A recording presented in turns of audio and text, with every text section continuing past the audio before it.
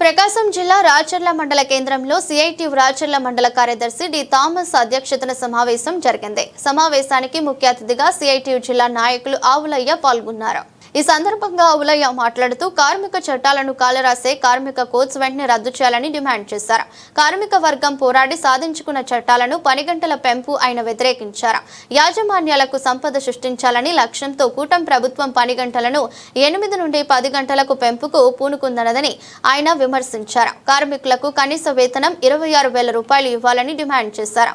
Scheme వర్కర్లుగా పనిచేస్తున్న anganwadi, ASHA, mid day meals, IKP, VOA, RP, school sanitation కార్మికులు చాలీచాలని వేతనాలతో దుర్భర జీవితాన్ని సాగిస్తున్నారని, వారిని కార్మికులుగా గుర్తించి కనీస వేతనం చట్టాన్ని అమలు చేయాలని, స్కీమ్ వర్కర్లందరినీ రెగ్యులర్ చేయాలని ప్రభుత్వాన్ని డిమాండ్ చేశారు.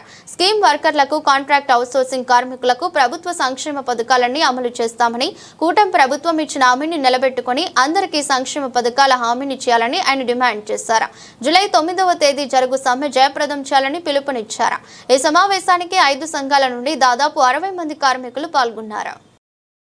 జూలై 9వ తారీఖు దేశవ్యాప్తంగా జరుగుతున్నటువంటి సార్వత్రిక సమ్మెను జయప్రదం చేయాలని మండలంలో ఉన్నటువంటి స్కూల్ శానిటైజర్ వర్కర్స్, మధ్యాహ్న భోజన కార్మికులు, ఆశా వర్కర్లు, anganwadi workers, school sanitizer workers మరియు స్వచ్ఛ భారత్ కార్మికులు వీరందరితో ఈరోజు సమావేశం ఏర్పాటు చేయడం అనేది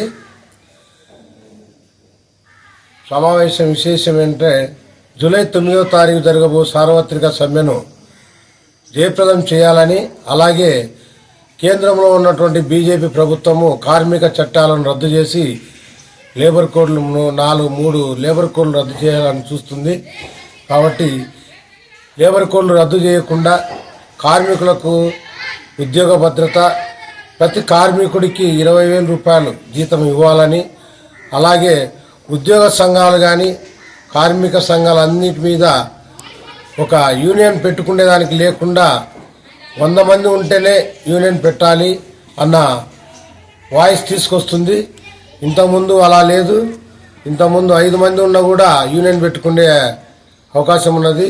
ఇప్పుడు కొత్తగా బీజేపీ ప్రభుత్వము 100 మంది ఉంటేనే కార్మికులు ఒక సంఘాన్ని ఏర్పాటు చేసుకోవాలి, లేకుంటే ఏర్పాటు చేసుకోకూడదు అని అనేక కార్మిక చట్టాలని రద్దు చేస్తూ కార్మికులను చాలా ఇబ్బందులకు గురి చేస్తుంది.